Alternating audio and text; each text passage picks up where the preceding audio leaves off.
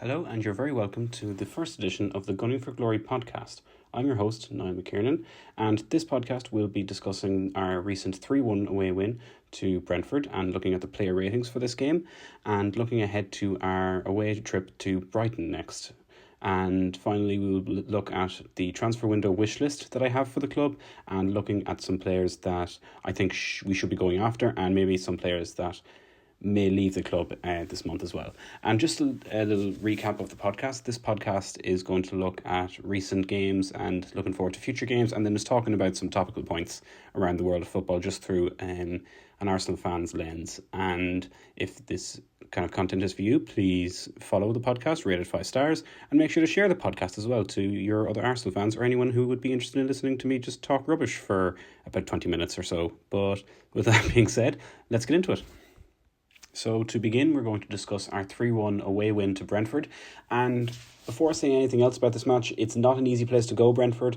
We've had unfortunate results there in the last couple of years. And the character that we showed to come back was really, really good to see. And the reason I'm saying this now is because it might not be apparent as I begin to talk about this match, because it started off really poorly. I mean, their goal was, while it was a great finish from Mbeumo, Odegaard's miscued pass put us in a really vulnerable situation where we were on the back foot as they countered, and yeah, it was a good finish and Raya really couldn't have done anything else, but it was still a bit of a miscue from Odegaard, which is unusual, but he still played pretty well. And as I said, the reaction to the goal was pretty good. The chances we created were very kind of, I suppose, varied, and we don't really see that as much. I thought this was a great game for us in terms of creativeness, and having Marino in the box was a great presence. He was a big aerial threat, and obviously he countered on that for one of the goals. And yeah, I just thought it was a really, really decent performance in terms of creating chances. I mean, Odegaard, just with his intricate passes, Nwaneri looked really good, Martinelli looked good, Jesus is playing out of his skin, Partey picked up some really good positions. I'm going to talk about this a little bit more in the player rating side of things. But just before the first goal as well, there was a scary moment for Raya in goal as a shot from Lewis Potter slipped through his hands, but he made a great save just to clear it off the line, and that sent us up on the counter-attack that led to our first goal from Jesus from a long shot from Partey that was saved by Flecken, and Jesus was there to put in the rebound. And it was a crucial moment in the game, like it could have been 2-0 to them and we could have been on the back foot for the rest of the game, but yeah, to get to 1-1 at half time, while it was good, it just meant that we had to really, really push on for the second half. And that's what we did. It gave us the springboard, to get after the game, which culminated in a quick double in the second half from Mikel Merino and Martinelli.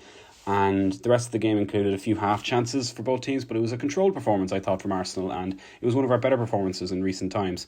And I mean, one of the big things I think from this game that I'm taking is we need to get out of this habit of conceding first, particularly away from home, because a top team will push on and punish us for this. And we still have to go to Liverpool, we still have to go to Forest, and even Brighton tomorrow could be tricky in that sense. So this habit needs to be stamped out for future games. And look, I think the league is gone personally. I just think it's about finishing in the top 4 for us and making sure that we hold on to second and make sure that we don't give any sort of confidence boost to Chelsea or anything like that. And look, it's not impossible. I think if we beat Liverpool, it would be a great step, but we need to win pretty much every game because Liverpool are just an unstoppable machine at the moment. And another positive note actually from the game as well, Ethan Nwaneri has really stepped up to make the right wing spot his own, and we seem to be creating the same amount of chances as well without Saka. And that's a really big part of it, I think, for me as well, is that Saka, while we still miss him for his bit of urgency and his overall presence on the right and his contribution to the goals we scored this season, I was really, really impressed with how we countered all those kind of things and just really showed that we actually can play without him. So I was really, really impressed with that from Arsenal. And yeah, moving on to the player ratings for the game, we'll start in goal with David Raya. I gave Raya a 7. I mean, he couldn't really do much for the goal and he nearly slipped up to make it 2-0 to them, but made some good saves, and aside from that didn't really have much to do in terms of saving the goal, but comfortable on the ball and had some really good examples of his distribution skills in the second half, particularly on the counter, that could have led to more goals. So that's why he gets a 7 for me. Ricardo Calafiori gets a 6. Nothing really special and clearly just not really at full fitness yet, but overall fairly impressive. And for a player who hasn't played in ages, I mean, the booking was a little bit silly, but I think he was okay. The one thing I would say about Brentford is that they are set up very well tactically, but the likes of Lewis Potter, like, they're not good enough. Like, Mbumo and Visser are very good. They cause us a couple of issues, but yeah, no, just in terms of like the winger department, especially at the back as well. I rate Flecken, I rate Nathan Collins, I like Rico Henry, but no, apart from that, they're not a particularly great team, and I think we need to keep that in to account as well when we're talking about this game, because we're a team that wants to be challenging for titles, and while we did struggle for the first maybe 15-20 minutes when we went 1-0 down, and we did push on and showed our quality, which was great. But yeah, we do need to take that into account. Like, they're not a particularly fantastic world beating team. So yeah, just to keep that in mind. But moving on to Gabriel, I give him a 7. Just a constant threat from set pieces as usual, and solid at the back as always. Pretty standard performance for Gabriel this season. Saliba, I give a 6. There's a couple of hairy moments on the ball, but he was still good at the back and not as much to do, of course, as I mentioned. But Gabriel was just more of a threat, which is why he gets one more than Saliba. Moving on to right back, Urian Timber, again very assured and good link up play throughout the game, and defensively also very good and fits Arteta's system perfectly, and he just feels like a new signing because obviously he didn't play much last season and has stepped up since Tomiyasu and Ben White have been absent because of injury, and he really is making that spot his own, and he's grown in confidence that you can see from game to game, so it's really, really good to see. Moving on to midfield, Mikel Merino for me gets a 7, definitely one of his best performances so far for Arsenal. The aerial threat in the box that I mentioned, he was really, really good, and his passing was crisp, but just maybe not as comprehensive and maybe as important as Odegaard. But I could definitely see him taking that role. I mean, to be honest, I still would prefer Rice in that kind of role, but he was pretty good, I thought. Thomas Partey for me is in the conversation for man of the match. To be honest, I gave him an 8. He was just really strong in defence and picked up some really, really useful positions in attack, and definitely his best performance in recent memory, and definitely, as I said, in contention for man of the match. I don't think he was man of the match. I'll move on to who I think was man of the match. But yeah, I was really, really impressed with Thomas Partey at this game, I have to say. Moving on to Martin Odegaard. I mean, look, the blunder for the first goal would have brought his grade down all the way to 5 or 6, but just some of his passing was just exceptional again, and I genuinely believe he is our most important player, and we saw that when he wasn't there. We were a completely different team, and we were so much worse off without him. And yeah, despite a little slip up, he contributed so much to the winning of that game, and with some out of this world attack and play. And that's just Odegaard all over. But look, the blunder really, really pushed his grade down. Like, a 7 is a low grade for him, in my opinion. Gabriel Martinelli also gets a 7. Just a constant threat, but still at times he makes just some really, really questionable decisions on the ball. Like, he took his goal really well, and he had a few nice moments, but we need to see more of him going forward, I think, because like, we've no Saka, as I mentioned, and we need that presence on the left wing, and he has that in bucket loads, but he just doesn't show it all the time, and it's one of the main issues, I think, with a lot of attackers at Arsenal. They're so inconsistent. Now, don't get me wrong, we have some consistent forwards. I think Saka is very consistent. I think Nwaneri, when he plays, is very consistent. I think Raheem Sterling is consistently bad, but even Trossard, when he comes on, he's still a pretty good presence. But Martinelli is just the one for me that just needs to show a little bit more. But he was pretty good in this game, so fair play. Ethan Nwaneri gets a 7 for me, and look, for 17 years old, he's just unbelievable. Looked really comfortable on the ball. Maybe not as impactful as Martinelli, because obviously Martinelli scored, but he didn't put a foot wrong, and looked really comfortable, as I said, in that position. And I'm really looking forward to seeing him on the right in the future. Hopefully he keeps that position for Brighton. And yeah, so pretty much that's about it for Nwaneri. And then finally, Gabriel Jesus, he gets a 9 for me. He just looks so good right now. I mean, he threw himself around and just looked like a proper centre forward, which is what we need. And look at not just the goal, but like great build up play. And don't get me wrong, he's definitely not the finished article yet, but long may this form continue, because it's something like 6 goals in 5 games or something. Like, it's absolutely outrageous. So he played really well though, so fair play to him. But I still think we need a striker, and I'll mention that in my transfer window wish list. And then the subs, Zinchenko, Trossard, Jorginho, Rice and Lewis Skelly all just get a 6 from me. Like, they didn't really contribute much to the game. The game was over when they came on, to be brutally honest. But it was still nice to see the likes of Trossard, the likes of Zinchenko, even Jorginho coming on. Rice and Lewis Skelly were always going to be in the team at some point. And yeah, it was just a pretty good performance, and hopefully we can just keep this run of form continuing. And yeah, I do think Brighton is going to be a different animal though, and I'll discuss why now in a second. But just to wrap up this game, comfortable enough win in the end, but this habit of conceding first, it needs to go, because it's just not going to do us any favours going forward. Moving on now, we're going to talk a little bit about our game against Brighton tomorrow, and one look at their form makes you feel very positive for this game as an Arsenal fan. They haven't won a game since late November, and that was against Bournemouth, and they had just come off the back of beating Man City, so read into that what you will. But they have slipped down to 10th place, and Fabian Hertzler has been very, very impressive, and they looked like maybe they were going to push for Europa, maybe even Champions League, but yeah, this run of form that they've been on has really, really let them down. And they do have a very, very long injury list. Ferdi Kaggioglu, Pervis Estupiñán, Danny Welbeck, who's their top scorer. There's a lot of injuries. Evan Ferguson as well, to an extent. But they did look really, really impressive in their last game. They drew 2-2 away to Villa, which is obviously a very, very tough thing to do. And they still have a lot of danger players that can really, really hurt Arsenal. Karol Mitoma, João Pedro, Simon Adingra, Tariq Lamptey, Carlos Baleba, Julio Enciso. These are really, really good players. Lewis Dunk at the back I rate as well, as I do Jean-Paul Van Hecke. These are all players that can really, really cause Arsenal problems, and it would be a tough game, but we do owe them one from after the shenanigans of the last game.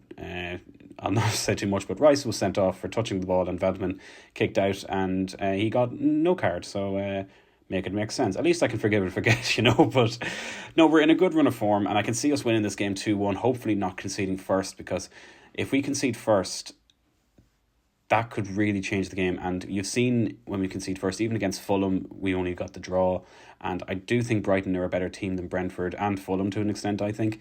So it will be a very, very tough place to go. But if we get over the line, it will be another massive statement that we're not going to let this league slip away. I do think that we're not going to catch Liverpool. I just think Liverpool are a different beast. But from now until the end of the season, all I want us to do is show that we are a very, very good team. And look, for clarity, we don't need to win these games to show people that we are a good team. We know we're a good team, but we need to bring back that bit of consistency that we saw last season, that we're seeing in pieces this season. We need to be more consistent against these kind of teams, and a draw isn't good enough. A draw is absolutely not good enough. You look back at some of the draws we've had. We drew with City, where we should have won. We drew with Liverpool, where we should have won. But on the other end of the stick, we drew with Fulham, where we should have won. We drew with Everton, which we should have won. We drew with Brighton, which we should have won. That's 12 points easy, and you have those 12 points, you're 6 points clear at the top of the table. So it's just the way it's gone, unfortunately, this season. But I'm not saying that there's nothing to fight for. Of course, there's still something to fight for. We're one of 3 or 4 teams that can actually catch Liverpool. So let's just keep pushing, I think. And this will be a big, big step towards that, beating Brighton. And hopefully we do. And yeah, just to recap of my prediction, I'm going to say 2-1. I think Jesus will score, and I think Trossard will come off the bench to score. And I think maybe Adingra will score for them. We'll probably score first. Actually, no, we'll probably score the two goals first, and then they'll probably get a late one, and then we'll have a bit of an uncomfortable time. But another thing as well, can we keep a clean sheet every once in a while? The only reason I'm saying we're not going to keep a clean sheet is because we haven't kept a clean sheet in so long. So I really don't know. The last clean sheet we kept was against Everton, which I'm not really counting because it was a draw, and I don't think Raya had to make one single save in the entire game. But hopefully we can push on, obviously, and win this game. And yeah, that's about all I have to say about Brighton. So now we're going to move on to my predictions for the transfer window in January, and maybe a wish list of sorts for players that I would like us to go after. This January transfer window is imperative, I think, for Arsenal. And I heard this morning that there were some rumours that Evan Ferguson has been sought after by the club, for a loan deal. And look, I'm Irish, so I have a bit of bias, and I think he'd be a good signing. I just think it's such a risky deal. He's injured at the moment. He's not back until February, and he is injury prone. I think any Irish person can attest to that. It really is a struggle to get him playing constantly for Brighton, and he doesn't even get playing that much for Brighton. He only has 1 goal in the Premier League in 12 games. And look, I'm not saying he's a bad player. He looks fantastic. He's young, he's tall, he's strong, he has a good bit of pace, he's a good finisher. He's a proper centre forward and could potentially make a big difference to our attack. But it's a massive risk to take. And look, a loan deal sounds less risky, I guess, if he just goes back in the summer. But I don't know. I just feel like don't get me wrong. I think we should go for him. I think we should go for a striker because, like, although Jesus is in great form right now, we know how inconsistent he can be as Arsenal fans, and he was brought in to be the main man scoring wise, and he just hasn't delivered. So I think a striker is very much needed because we don't have an out and out striker in the club. We don't have one player that is just a striker, if that makes sense. Can also be a left winger. Kai Havertz, our top scorer, isn't a striker. He's a centre mid as well. We don't have an out and out striker at the club. The last out and out striker we had at the club was Aubameyang. Well, technically it was Lacazette because Lacazette left earlier, but Aubameyang was that striker for us. Giroud was that striker. Thierry Henry, Robin van Persie, Alexis Sanchez. These guys were the catalyst for everything that we did right in attack. And people will say, "Oh, well, you're scoring plenty of goals." That's because we have fantastic wingers. We need to stop relying on the likes of Saka, the likes of Martinelli, the likes of these players that come in and, yeah, are brilliant. And I'm not doubting that whatsoever. I just think we need to find someone that can do more of the heavy lifting going forward. And I think that comes in the form of a striker like Evan Ferguson, or the striker that I'm going to put on the wish list that we would sign in an ideal world, Newcastle's Alexander Isak. I mean, need I say more? Just from his last couple of seasons at Newcastle, he seems absolutely perfect for us and is 10 times a better striker than Ferguson is right now. But I don't think it'll happen. I think Newcastle will do all they can to keep hold of him, but this is one I definitely, in an ideal world, would go for. And look, I'm hearing 150 million by some newspapers. We don't have that kind of money, let's be frank. If we did, we would have gone for Osimhen, or we would have gone for someone in the summer. We would have even gone for Isak, I think, in the summer. But look, we'll just see what happens, I guess. But it's going to be a quiet January transfer window, I think. And I think Ferguson on loan is probably the more realistic option. But this might not be the only bit of transfer business that we go through this season, I think, or this month, excuse me. I think a wing-back will be required, as rumour has it Tierney could end up returning to Celtic, which breaks my heart, to be honest. Like, I love him. He isn't getting game time, though, so it would be probably the right move for him, so I don't really want to stop him from doing that. I mean, he's a good player. My heart says no, my head says let him go. We get a bit more money, I guess. I really don't rate Zinchenko either. I mean, he's just gone so backwards since coming from Man City. He had a really good first season, and then just after that, I mean, don't get me wrong, he's good going forward. He's just very poor defensively. He's just so poor defensively, I think. And look, Tomiyasu and White, I don't know when they're returning. White seems to be gone for what seems to be the foreseeable future. Tomiyasu as well. Tomiyasu is injury prone as well. He's a great player, Tomiyasu, don't get me wrong. And I think the wing-back options that we have now, Calafiori, Timber, Lewis Skelly, Thomas Partey at right back, I mean, I guess. But no, those three are great options, don't get me wrong, but I wouldn't mind another body in there. And I think ideally, and again, we're probably thinking of another kind of hypothetical universe where we can literally just pick up anyone we want.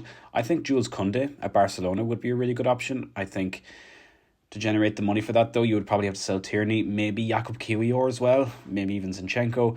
But Barca, according to reports, are still in a very bad state financially and are ready to offload some players, including the French international, who has looked brilliant for club and country.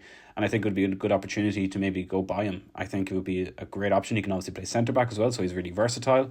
But, I mean, I know the other option is Dani Olmo, but I don't think we need another midfielder. I'm actually happy enough with our midfielder depth, to be honest. I mean, you think about the three midfielders that started against Brentford: Partey, Odegaard, Merino. Great.